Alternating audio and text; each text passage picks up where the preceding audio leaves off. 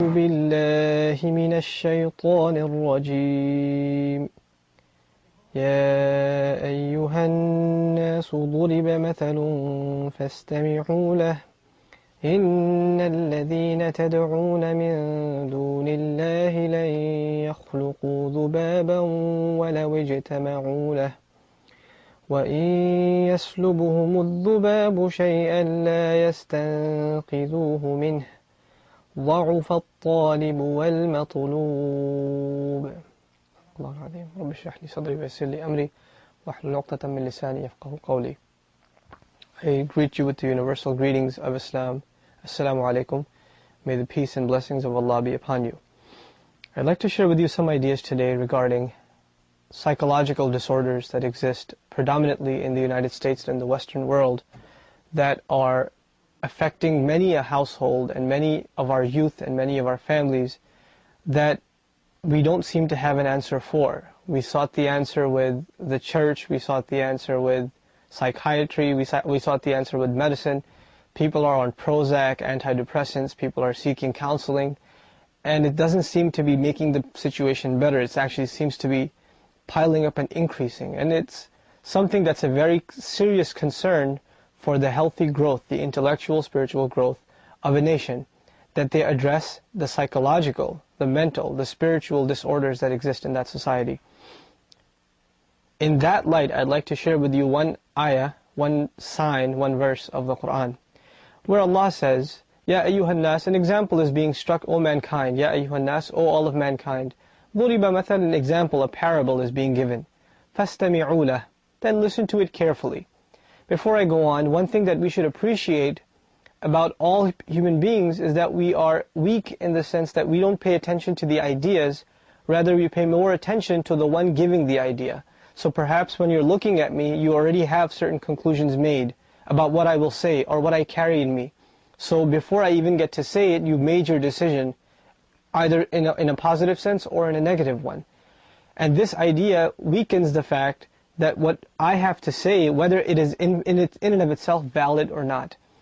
And this weakness of the human being is being addressed in this verse by Allah, making it in the passive voice. ضُرِبَ مَثَلٌ, the example is being struck.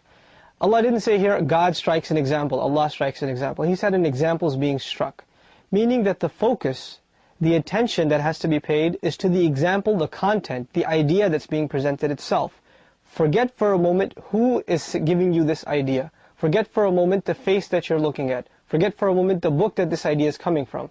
Just pay attention to the content itself. Evaluate it for what it's worth. ضُرِبَ مَثَلٌ فَاسْتَمِعُوا لَهُ. An example is being given. Pay due attention to it. Pay your focus, your attention to it. إِنَّ الَّذِينَ تَدْعُونَ مِن دُونِ اللَّهِ لَنْ يَخْلُقُوا ذُبَابًا. Those who are calling on other than God, the ultimate God, Allah, they couldn't even create a single fly. Some of you probably are wondering why I'm calling Him Allah. Why don't I just call Him God?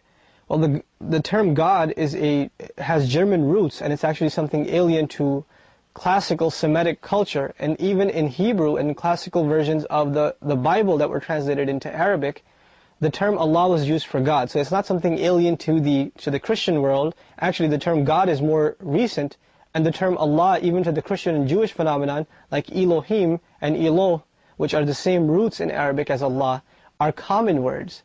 So though it sounds today with all the hype about Islam and all the terms that are used, that Allah is the name of some strange God, it's actually something very familiar to those of knowledge from the Christian and Jewish tradition. But back to the subject that I was referring to. The example itself is that those who call on other than Allah, they couldn't even create a fly. لَنْ يَخْلُقُوا ذُبَابًا. They would never be able to even engineer a fly. They may be able to create airplanes or computers, networks. They may be able to create masses of armies. They may be able to design skyscrapers. They may be able to produce massive amounts of incredible technology. But God's example in this ayah, Allah's example in this ayah, is referring to a very small creature, a fly. They couldn't even design and engineer one single fly. And then He says, وَلَوْ اجْتَمَعُوا لَهُ.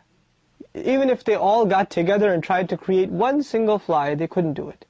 Why is this example being struck, and why is that so important? it's a means of humbling the human being. We've become a people that appreciate the things around us so we can benefit from them. But we don't have an appreciation for the things around us that are giving us a sign that these are creations of a higher force. The harmony in every plant, in every tree, in every cloud that's floating in the air, every fly and every bird that's floating in the air. It's reflecting, it's pointing us in a direction that we're refusing to look at because we're too centered towards ourselves. So we're being humbled by this small, tiny example of a fly. But the example doesn't stop here. Allah says, وَإِنْ يَسْلُبْهُمُ الذُّبَابُ شَيْئًا لَا يَسْتَنْقِذُوهُ مِنْهُ. If the fly itself tried to it took away something from your food. It took something away from you, a tiny speck of your food. It doesn't matter if you're the president. It doesn't matter if you're the general of a great army. It doesn't matter if you're a millionaire or a homeless person. Whoever you are, how much ever power you may have, that one speck of food that this fly took away from you, no matter what you do, you cannot get that speck back. You can kill the fly, or you could try and catch it, but this tiniest example is humbling the human being, in that no matter how much wealth he amasses and how much status he has in a society, he is still humbled by the smallest creation of God. So here, God is reminding us to be humble, to reflect on His creations, even the smallest of them, that can lead us to humble ourselves before our Master. The philosophy behind this ayah, this verse, has been given. And this is what the heart of my subject is. I began with discussing one of the problems of the American culture being a huge explosion of psychological disorders and psychological diseases. Here God says, ضَعُفَ الطَّالِبْ وَالْمَطْلُوبِ. The seeker is weak, and that which he seeks is also weak. We need to understand this. We live in a primarily consumer society. And a consumer society is built on hopes and dreams that are injected into the people by means of advertising and marketing, by means of beautifying products, by means of creating needs where they might not even exist. So you might feel the need to wear brand name clothing. You might feel the need to get the nicest car out there. You might feel the need for things that beautify your life or accentuate your life, but they're not necessities. But you will feel like they are necessities because you're living in a culture where these things have almost become like necessary evils. And we don't even see them as evils anymore, really. We see them as necessities of life. In such a culture, what are some of the hopes and dreams we aspire towards? If you're a young student in college, you hope to graduate. You hope to get a good job. You hope to get a good home. You hope to get a nice car. Maybe start a family someday. These are some of the hopes maybe many of us carry. Some of us carry the hopes of fame, or of wealth, or of status in society, or of being recognized for our work, or our contribution in whatever area of work or entertainment we're in. But all of these hopes and these aspirations and these dreams, in and of themselves, are weak. And this in turn makes us weak. This is the philosophy of the Quran. That when I am seeking, for example, my career, I can spend years upon years upon years working towards my perfection in my field, in my career. I can become a specialist. I can become, as an example, being a student of psychology, I can become a psychologist and pursue my PhD and my doctorate in the field and become recognized and write a book or two. But it may very well be that after all of my work, I lose my sanity. Something happens to me and I lose the very mind which I was hoping will give me all my status. It may very well be that job that I was looking forward to get, there are no jobs that I can get, and people much less qualified than I are getting those jobs that I thought I would deserve. It may very well be that if you're looking to buy a house and you buy this beautiful house and you build it after so much investment and time and money and effort, that an earthquake takes it away. It may very well be that you were hoping your whole life that your son or your daughter would be raised and they would have an excellent career, a happy life, a happy family life, and one car accident, one accident, one heart attack at the age of 25, this has become a common phenomenon, unfortunately. You can't even explain it. So there are phenomena in the world that take away from our hopes and dreams. Does that mean that God is cruel, or does that mean that there's imperfection in this world? One of these statements is true. There is imperfection in this world. And this in turn results in our psychological disorders. We're not happy, we're not content. We're constantly looking to please ourselves. Think about this for a second. You thought that when you went out Christmas shopping, or you went out to buy all of these new clothes or gifts or cars for yourself, that it would make you happy. But that same car that you were obsessed with, or those same clothes, that you were, absolutely obsessed with, and you bought, those same clothes don't make you happy after a month. That's gone. That same woman that you wanted to marry or you wanted to be with for so long, once you have her, that desire for her is removed. That same career that you look so forward to having, now you hate your job. So whatever we desire, it seems like when we achieve it, we don't get that pleasure and that satisfaction that we were hoping for, that was driving us to achieve it. Which in turn drives us to produce new desires, new aspirations. We're always looking at the grass on the other side, obviously that being greener. And this in turn is making us weak as a people. As a people, we have become weak to our desires. We don't control our desires control us. This is what in turn makes us weak. Especially at the loss of that which you are pursuing. When you suffer from a loss, all psychological diseases, one or the other, has to do with a loss, a trauma. Loss of a family member, loss of a job, loss of a home, loss of anything that which you were aspiring towards, or that which you held very, very dearly, and you lose it.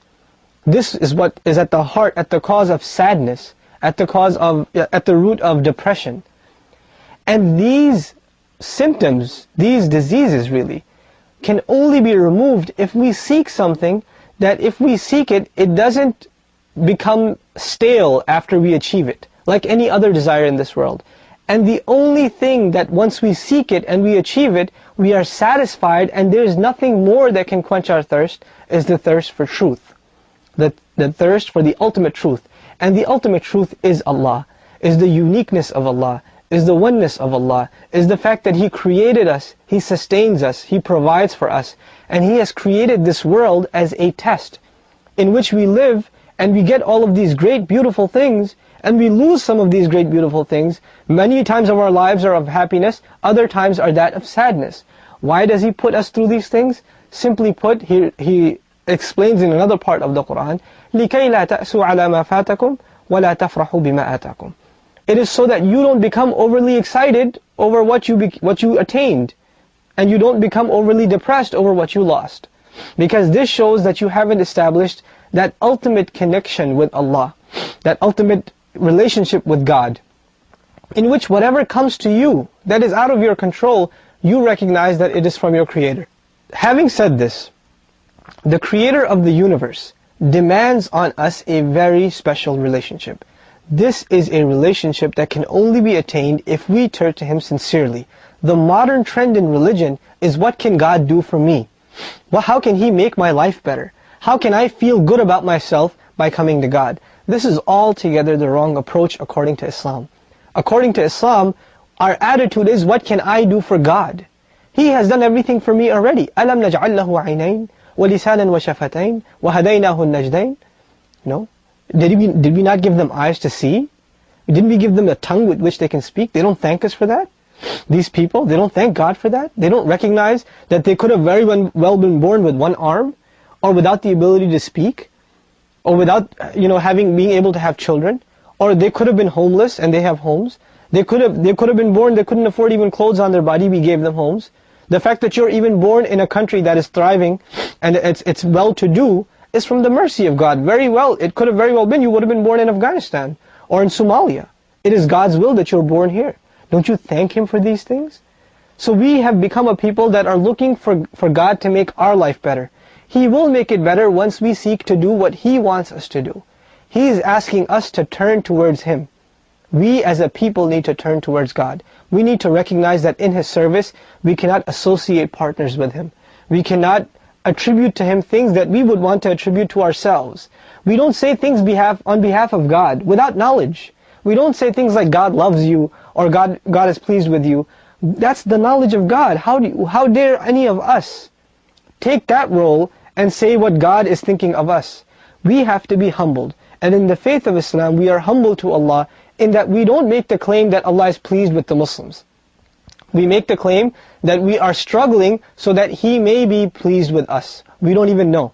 Not until that day of judgment. Not until death comes to me, which He has ordained, will I know where I stand. Until then, I'm in this limbo state where I have to keep struggling for Him to be pleased with me. And I won't know. I really won't know until I get there. So this struggle never ends. And this is a means of keeping myself humble. For if I was convinced that God is pleased with me and He's absolutely content with what I'm doing, and I've done everything I can, then this produces a self-righteous attitude. An attitude that says that I don't need to improve myself anymore because God's already happy with me. So this arrogance is at the root of what the devil himself, the shaitan himself, carried. His primary disease was arrogance. So reminding you of the verse that I shared with you once again, I remind all of us, as people of faith, as people that believe in a God, that we need to humble ourselves before our Creator. We need to thank Him for the good things that He has given us. We need to recognize that we will remain weak as a people so long as we turn to other things for contentment other than Himself. And when we submit ourselves to Him and the truth that He has revealed, you will see a contentment, a peace, a harmony in your life that nothing else in your life has ever given you. And this is a guarantee of His own word. May God make us all people of righteousness, people of guidance, and people of faith. I thank you for your time.